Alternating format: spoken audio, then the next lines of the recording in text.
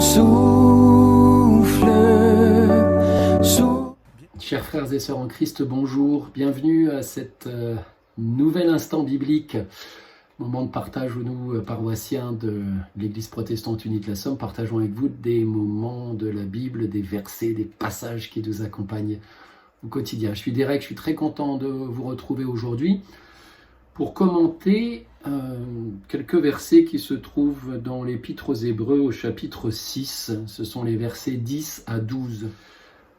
Avant de les lire, je devais faire l'instant biblique hier soir, et hier soir j'ai été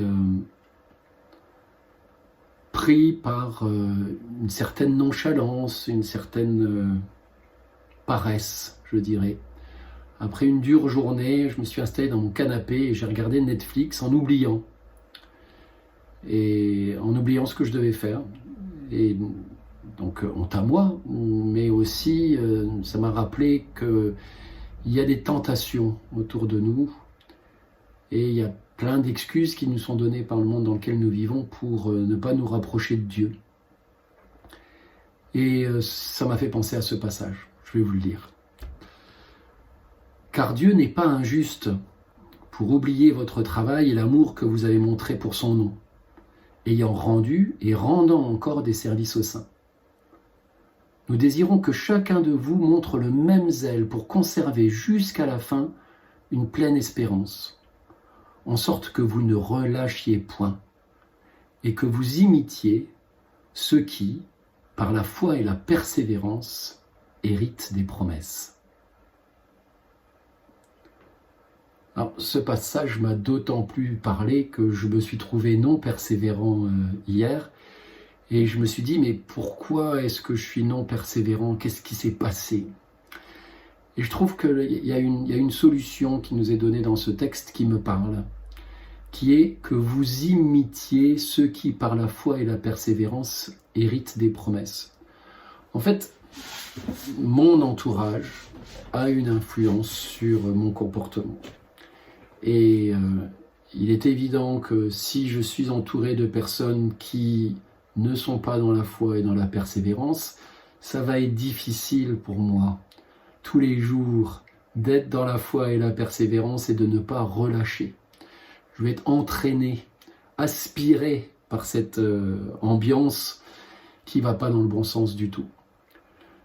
Donc ce que le texte me dit ici, quelque part, c'est que pour rester dans cette foi et cette espérance, il est important que j'ai des modèles, qu'il est important que j'ai avec moi des frères et des sœurs en Christ qui me montrent le chemin, comment eux font, comment eux arrivent à garder cette persévérance et cette foi.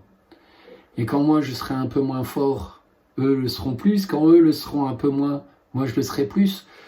Quelque part, cette histoire de communauté, cette histoire de famille, frères et sœurs en Christ, est déterminante dans cette capacité à être persévérant.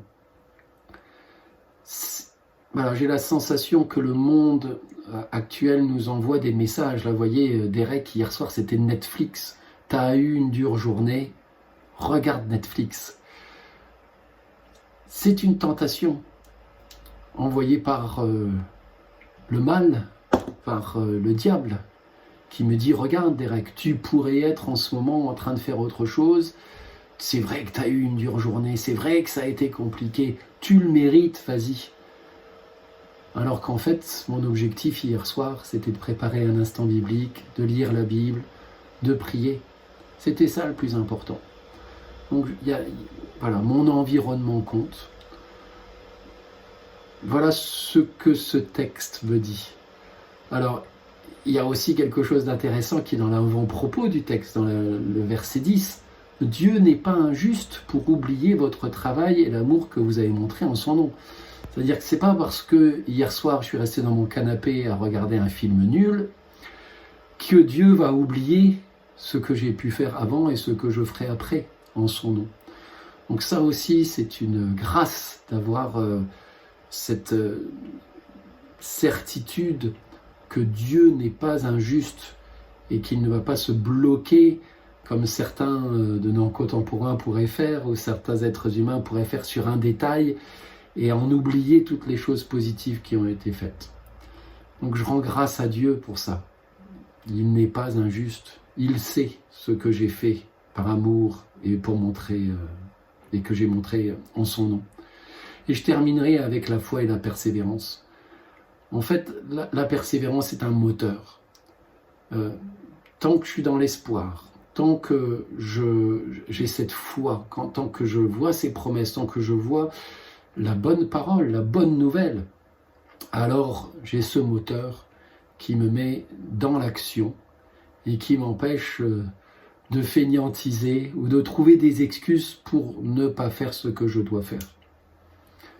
Voilà ce que je voulais partager avec vous aujourd'hui, mes chers frères et sœurs en Christ. Nous prions. Seigneur Dieu, notre Père Tout-Puissant, notre Père Céleste, merci pour ta parole. Merci pour nous avoir permis d'ouvrir les yeux sur ta création ce matin. Merci pour ce moment d'échange qui nous rassure, parce que nous sommes des pécheurs. Et savoir que tu n'es pas injuste et que tu vois tout ce que nous faisons en ton nom, tu vois tout le travail que nous faisons et que tu ne l'oublies pas. Ce qui ne veut pas dire qu'il faille que nous lâchions, que nous nous relâchions. Au contraire, vivre dans l'espérance et la foi, suivre les exemples de nos frères et sœurs qui eux aussi persévèrent. Voilà ce que tu nous demandes. Et donc nous te demandons maintenant, s'il te plaît, humblement, de nous accompagner dans ce travail, dans cette énergie, sur ce chemin, pour que nous puissions toujours être persévérants dans l'espérance et dans la foi. Pour qu'évidemment ta volonté soit faite sur la terre comme au ciel. Et c'est au nom puissant de ton Fils Jésus-Christ que nous te le demandons. Merci pour ce moment de partage. Je vous souhaite une excellente semaine. Soyez bénis. Je vous présente les excuses pour le retard sur la mise en ligne de cet instant biblique. Et nous nous quittons avec un cantique. Je vous souhaite une belle semaine. Au revoir.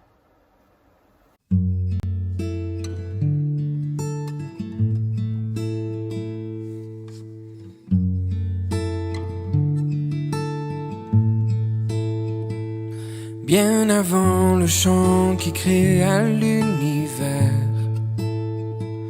bien avant l'esprit qui planait sur la terre, bien avant que tu me formes de la poussière, tu rêvais du jour où tu pourrais m'aimer. Bien avant les premiers battements de mon cœur, bien avant que je m'éveille à ta douceur, bien avant mes doutes, mes joies et mes douleurs,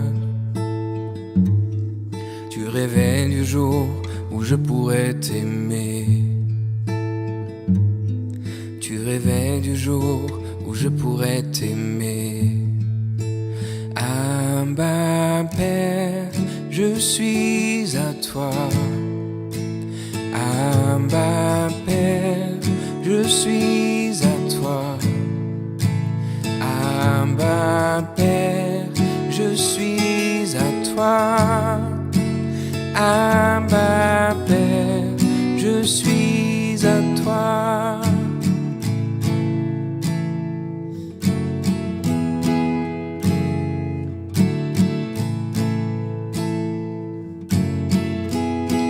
Bien avant que Jésus marche sur la terre, bien avant le Fils qui nous montre le Père, bien avant que les cieux sur moi soient ouverts, tu rêvais du jour où tu pourrais m'aimer. Bien avant que mon péché brise ton cœur, bien avant que coule le sang et la sueur, bien avant les clous, le froid et la douleur, tu rêvais du jour où je pourrais t'aimer. Tu rêvais du jour où je pourrais t'aimer. Abba Père, je suis à toi. Abba Père, je suis à toi. Abba Père, je suis à toi. Abba Père, je suis à toi. Abba Père, je suis émerveillé, saisi par l'immensité de ton amour pour moi. Abba Père, si grande est ta tendresse, ton cœur est grand ouvert et je viens plonger dans tes bras. Abba Père, je suis émerveillé, saisi par l'immensité de ton amour pour moi. Abba Père, si grande est ta tendresse, ton cœur est grand ouvert et je viens plonger dans tes bras. Abba Père, je suis à toi. Abba Père, je suis à toi. Abba Père, je suis à toi. Abba Père, je suis à toi.